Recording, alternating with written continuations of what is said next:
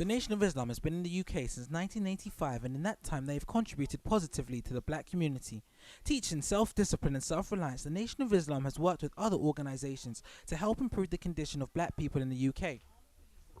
On Thursday, the 27th of July, armed police officers raided the Nation of Islam headquarters, claiming that they had reason to believe that the mosque was in fact a cannabis factory.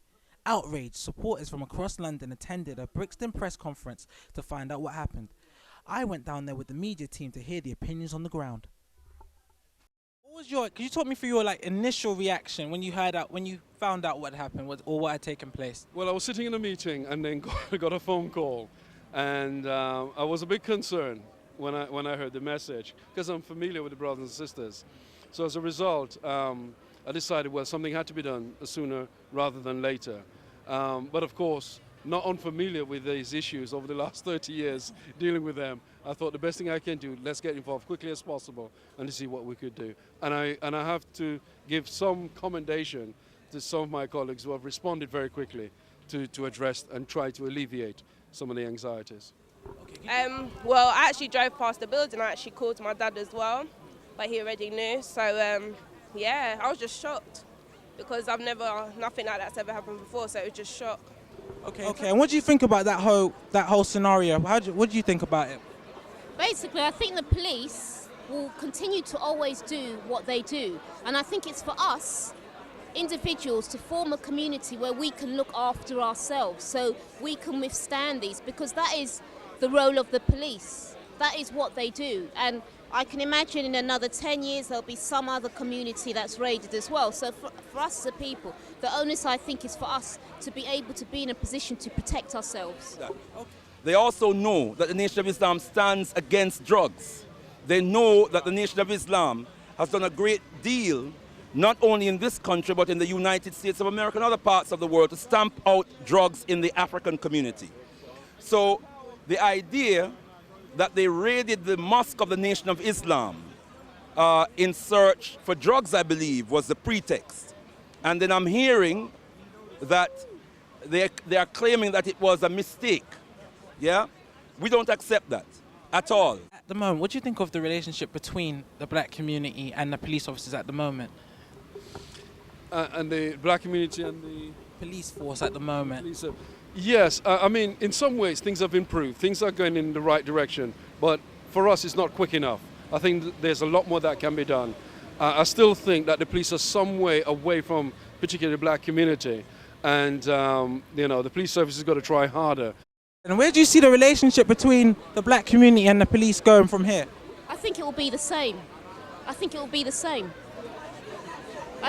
will be animosity, and it will always be the same because, as I said, the police are not called the police force for nothing.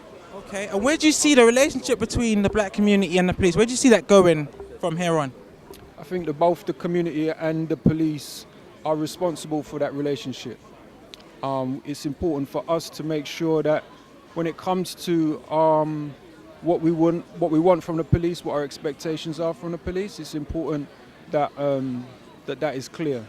It's equally important for the police to do their job because, on this occasion, maybe we're not happy with the way in which the police have used their authorities. But on other occasions, it might be that we actually need to call upon the police to do something for us. So it's a relationship. But in terms of the relationship between the police and the black community, how do you see that changing? Does you feel that's changed as a result of this? No. No? Because I think that obviously the police still have laws in place. They still have the stop and search laws that are in place, and they're still going to abuse those laws no matter what. Even if it is just pulling up someone in their car onto the side and asking to search their car for no reason, they're still going to abuse their authority, and I don't think it's going to change the relationship between black people and the police at all. So the onus in terms of whether there is potential for any improvement or any change in that relationship, the onus is on the police force itself and on the British government. If they want to change the nature of the relationship between the African community and its authority, then it must turn away from its acts of oppression, exploitation and degradation against African people.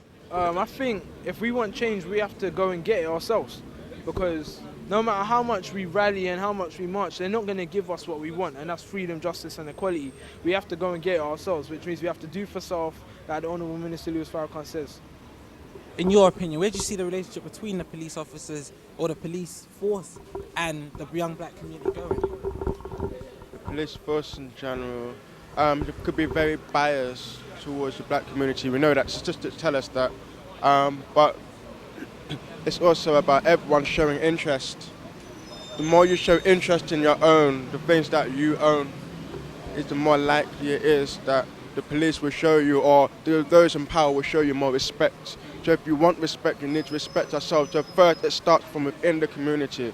We can't still demand that the police give us respect if we don't first prove ourselves respect.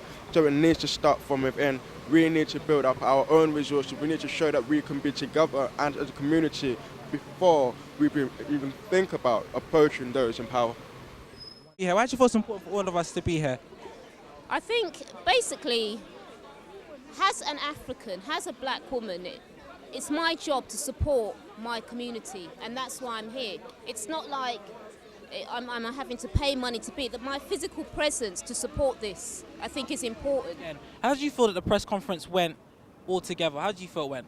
Oh, once again, I take my hat off to the Nation of Islam and Minister Hillary and his people. Dignified as ever, really showing the black community how it's done. And, you know, and all due respect to them. And I think it went very well. You know, I was here from the beginning and watched the love amongst the people. I noticed the different black groups who were here supporting. And that's what we need to do. We really need to unite as a people. We're far too fragmented. And as I said, I think it went very well. Okay, why do you think it's important for so many people to be here? Why is it important for you to be here? Well, just like to show the effect it has, and like how we're still united. So even though we might not be there all the time, but like this is basically like a chance for us to show how we're still united. Okay, and just finally, how do you feel that the actual conference went altogether? I thought it went well, and I think it was Brother Hillary talking about connecting all of this to the transatlantic slave trade, what we have achieved and what black people brought into this country to do, and how we've continually been disrespected from the moment we set foot on this island in 1940. I mean, there was a black presence here long beforehand, but the main presence came to build up this country after the Second World War, and for the moment we stepped on these shores, we have continually been disrespected. So I think it was really good that he connected that. He brought all that together, so it gives you a context.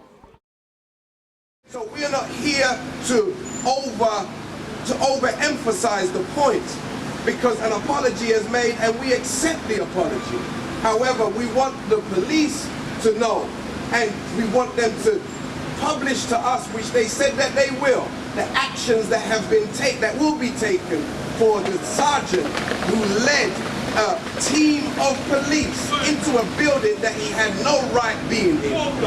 None at all. This is a breach of his chain of command. Yes, and anybody who breaches a chain of command must be severely reprimanded.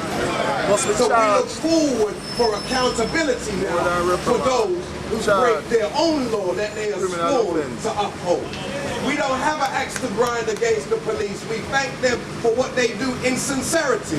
But that rogue nation, that rogue element that has infiltrated the police, we want them to be apprehended, and we want them to be given their marching orders. And we want those kind of disciplinary acts to be published so that the black community will know that the best and the finest that Brixton have are walking our streets and will handle our people with care.